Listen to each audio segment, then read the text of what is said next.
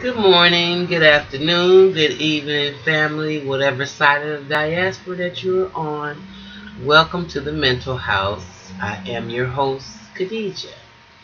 Listen, I just wanted to make a quick video regarding Brendan Dassey, who, as many of you know, or those of you who have watched the Netflix series Making a Murderer, Stephen Avery and his nephew, Brendan Dassey, were accused of murder of a young lady named Teresa Halbach.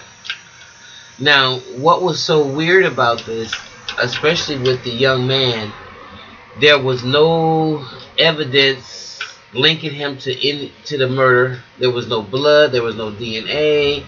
There was his weak confession, pretty much, that the police officers had actually fed him, and he just regurgitated back to them.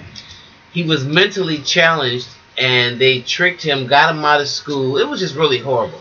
So if anybody who haven't seen the series, you probably won't know, if you must have been living under a rock, but Brendan Dassey was the nephew, and he's got his conviction overturned. So he will be looking at a new trial, or pretty much set free. Like Dr. King said, injustice anywhere is in justice everywhere. And the whole narcissistic way that case was handled needs to be put on blast. When you saw the narcissism in that prosecution,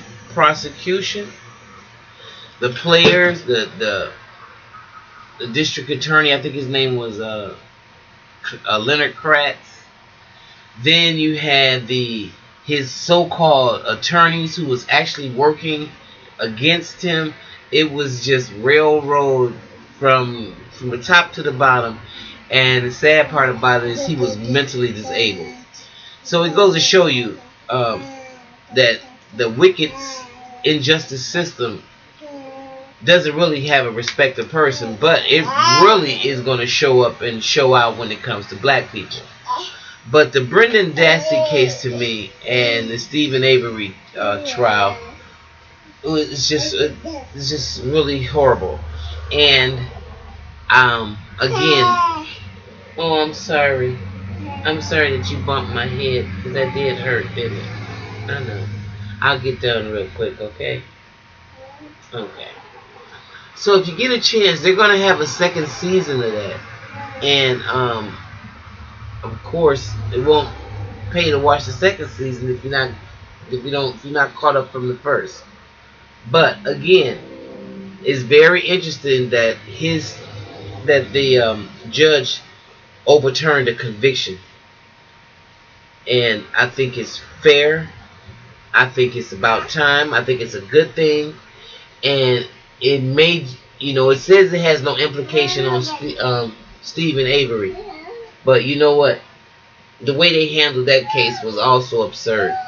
And I certainly don't believe that this man was waiting on a $40 million paycheck, and then he just turned around and killed that Teresa Halbach, 25, who was the photographer that used to take pictures for the Red Book, I believe, or one of those auto trader magazines. Anyway, that's what I wanted to touch on for now. Before I forget, I just thought that was very, very positive that young man is going to get another trial, or either he's going to go home after all these years. No telling. You already know. He's been up in there since he was 16 years old. I'm sure he's been just, everything has happened to him. And his life will never be the same. And now here comes phase 2. Because the story becomes, since he's been in there for 10 years, what have they turned him to?